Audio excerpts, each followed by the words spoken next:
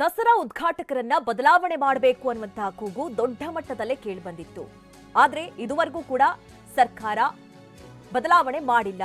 ಹೀಗಾಗಿ ಹೈಕೋರ್ಟ್ ಮೆಟ್ಟಿಲೇರಿದ್ದಾರೆ ಪ್ರತಾಪ್ ಸಿಂಹ. ಸರ್ಕಾರದ ಕ್ರಮ ಪ್ರಶ್ನಿಸಿ ಹೈಕೋರ್ಟ್ ಮೆಟ್ಟಿಲೇರಿದ್ದಾರೆ ಪ್ರತಾಪ್ ಸಿಂಹ. ಸರ್ಕಾರದ ಕ್ರಮಕ್ಕೆ ತಡೆ ನೀಡುವಂತೆ ಕೋರಿ ಅರ್ಜಿಯನ್ನ ಸಲ್ಲಿಕೆ ಮಾಡಿದ್ದಾರೆ. ಚಾಮುಂಡೇಶ್ವರಿ ಪ್ರತಿಮೆಗೆ ಪುಷ್ಪಾರ್ಚನೆ ಮಾಡಬೇಕು, ಧಾರ್ಮಿಕ ಆಚರಣೆಗಳೊಂದಿಗೆ ಉದ್ಘಾಟನೆ ಸಂಪ್ರದಾಯ ಮಾಡಬೇಕು. ಬಾನು ಮುಷ್ತಾಕ್ಗೆ ಹಿಂದೂ ವಿರೋಧಿ ಭಾವನೆ ಇದೆ. ಸರ್ಕಾರ ಏಕಪಕ್ಷೀಯವಾಗಿ ಅವರನ್ನ ಆಯ್ಕೆ ಮಾಡಿದೆ. ನೀಡಿದ ಆಹ್ವಾನವನ್ನ ಹಿಂಪಡೆಯುವಂತೆ ನಿರ್ದೇಶಿಸಲು ಮನವಿಯನ್ನ ಮಾಡಿದ್ದಾರೆ.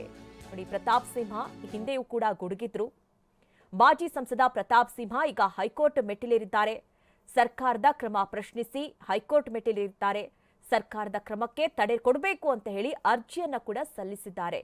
ಈಗಾಗಲೇ ಬಾನು ಮುಷ್ತಾಕ್ ಅವರ ಆಯ್ಕೆ, ಅವರಿಗೆ ನೀಡಿದಂತಹ ಆಹ್ವಾನ ಕುರಿತಂತೆ ಬಿಜೆಪಿಯ ಹಲವು ನಾಯಕರು ಇದರ ಬಗ್ಗೆ ಧ್ವನಿ ಎತ್ತಿದ್ರು, ಅದನ್ನ ವಿರೋಧಿಸಿದ್ರು.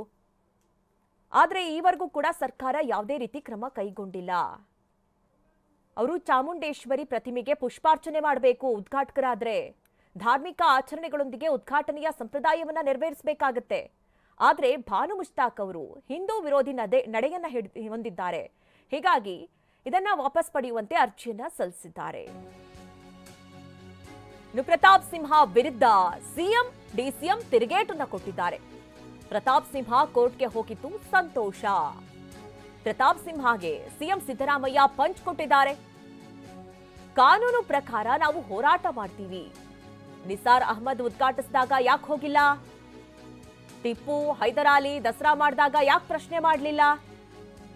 ಮಿರ್ಜಾ ಇಸ್ಮಾಯಿಲ್ ಅಂಬಾರಿ ಮೇಲೆ ಮೆರವಣಿಗೆ ಮಾಡಲಾಯಿತು, ಆಗ ಯಾಕೆ ವಿರೋಧ ಮಾಡಲಿಲ್ಲ ಅಂತ ಸಿದ್ದರಾಮಯ್ಯ ಕಿಡಿಕಾರಿದ್ದಾರೆ.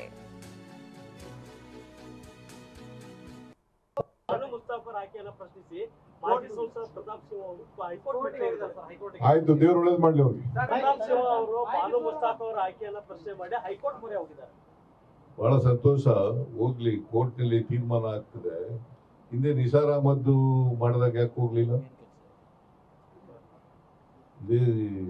ಇವ್ರು ಇದ್ರಲ್ಲ, MP ಆಗಿದ್ರಲ್ಲ, ನಿಸಾರ್ ಅಹಮದ್ ಇದ್ದಾಗ ಉದ್ಘಾಟನೆ ಮಾಡಿದ್ರಲ್ಲ, ಯಾಕೆ ಹೋಗ್ಲಿಲ್ಲ?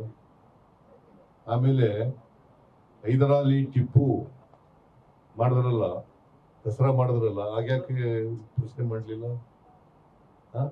ಮಿರ್ಜಾ ಇಸ್ಮಾಯಿಲ್ ಆನೆ ಮೇಲೆ ಮೆರವಣಿಗೆ ಆದ್ರಲ್ಲ, ಯಾಕೆ ಮಾಡಲಿಲ್ಲ? ಇದು ರಾಜಕೀಯವಾಗಿ ಮಾಡ್ತಾ ಇರ್ತಕ್ಕಂಥದ್ದು. ನಾವು ಕೂಡ ರಾಜಕೀಯವಾಗಿ ಫೈಟ್ ಇಟ್ ಔಟ್. ಅದು ಮತ್ತೆ ಲೀಗಲಿ ಕೂಡ ಕೋರ್ಟ್ ನಲ್ಲಿ ಫೈಟ್ ಮಾಡ್ತೀವಿ.